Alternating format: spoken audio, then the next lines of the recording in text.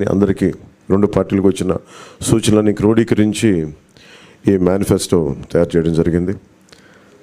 ముఖ్యంగా రాష్ట్ర ప్రజల నేటి అవసరాలను తీరుస్తూ రేపటి ఆకాంక్షలకు సాకారం చేసే ఈ మేనిఫెస్టోని కూటమి ప్రభుత్వం పరిశుభ్రంగా దీన్ని అమలు చేస్తుంది.